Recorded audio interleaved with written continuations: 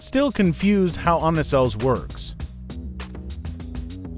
And what lantern is the most effective for each Omnicells? Don't worry, my friend.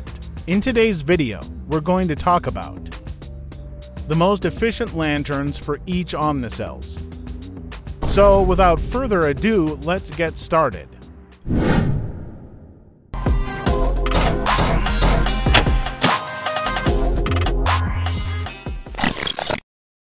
This video is based on my gaming experience, and I'm just sharing my knowledge with you.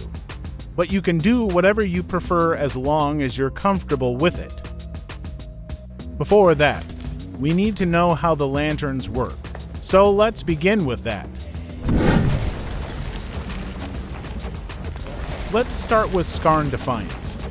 Generates shields per second and expire after 25 seconds. It also surrounds the Slayer in Swirling Stone. That deals a Terra damage to nearby enemies for 10 seconds. The Shrike's Zeal. Once you activate the lantern, it increased movement speed and attack speed for 10 seconds, just like this.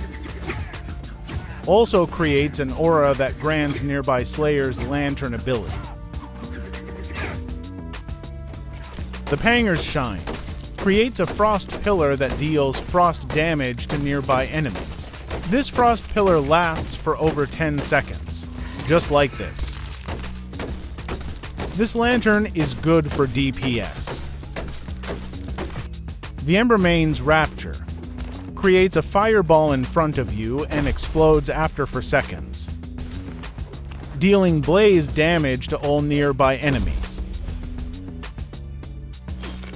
The Drask Sai fires a lightning bolt in a direction that deals shock damage and hits multiple times as it passes through enemies. The Koshai's Bloom dash in a direction and deal Terra damage to nearby enemies and gain lifesteal for 10 seconds.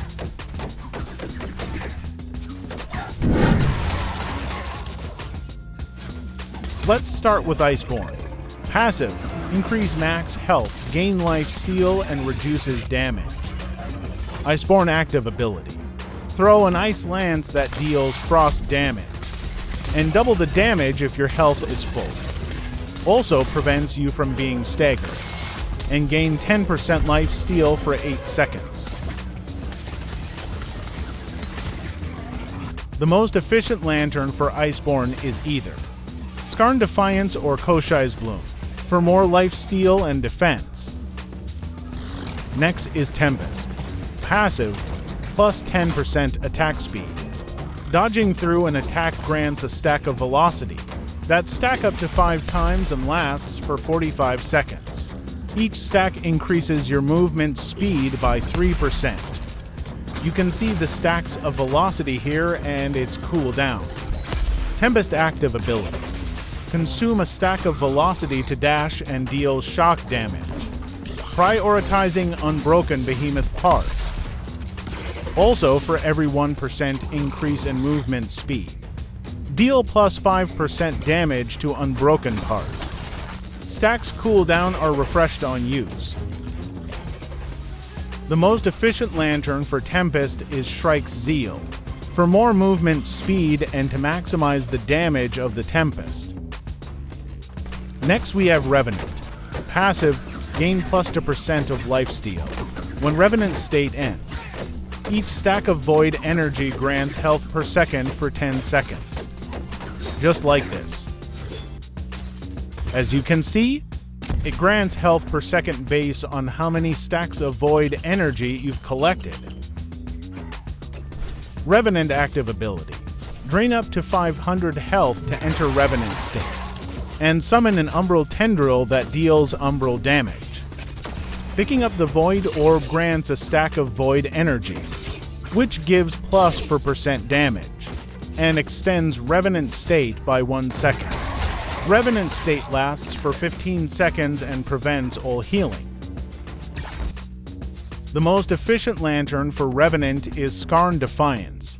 All you need is a shield since this is a risky but high reward. The Koshai's Bloom will be useless because of the Revenant state. Next we have Bastion. Passive, increase all shields received by 15%. Dealing damage has a chance to grant a stacking. Refreshing health shield that lasts for 25 seconds.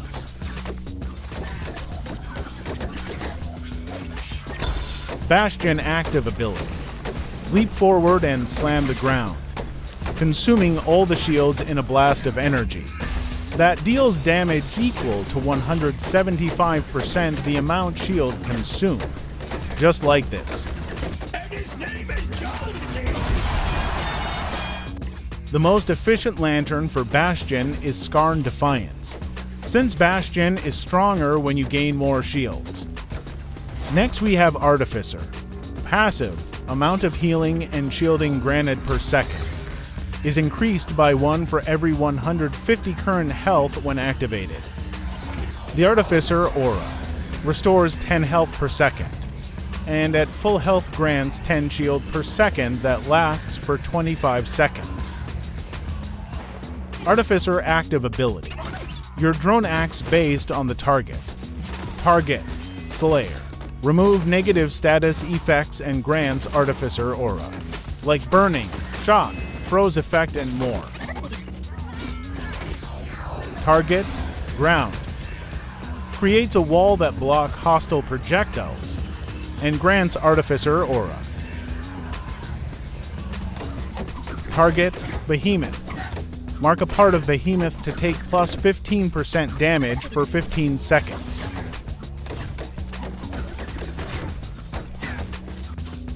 Target, Down Slayer. It's the same mechanics like targeting Slayer but on Down Slayer.